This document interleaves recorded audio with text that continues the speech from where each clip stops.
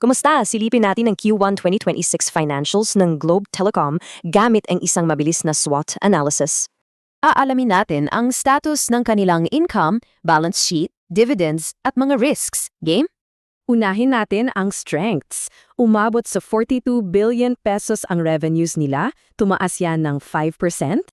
Dahil malakas ang data demand ngayon, umakyat din ang EBITDA nila by 7%, hitting 22.2 billion pesos. Pero wait, medyo nakakagulat itong pagkakaiba pagdating sa kanilang bottom line profitability ha. Tingnan nyo ito. Bumaba ang net income pero tumaas ng 9% ang core income nung inalis ang previous one-off gains.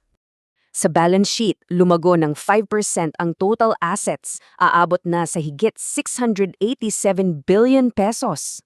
Medyo gumanda ang current ratio nila to 0.81 pero honestly, below the 1:1 standard pa rin. Pero don't worry, sabi ng management, sapat daw ang uncommitted credit facilities nila pambayad sa mga maturing debts. Pumalo sa 12.7 billion pesos ang capital expenditures nila.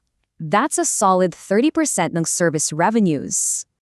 Kitang-kita ang priority ng Globe, 91% ng budget nila napunta agad sa pagpapalawak ng data capacity.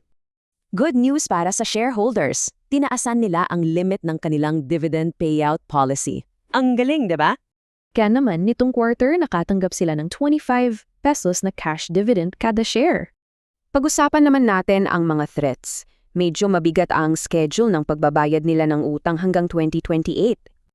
Bukod dyan, nagtala rin sila ng 2.01 billion pesos na foreign exchange losses nitong nakaraang quarter. Ang solusyon nila? Halos lahat ng dollar at yen na utang ay naka-hedge na sa Philippine peso. So kung bubuin natin ang lahat ng data, ganito ang kalalabasan ng ating final SWOT matrix. Sa tingin nyo, sapat ba ang data investments ng Globe para tapatan ng kasalukuyang hamon sa ekonomiya?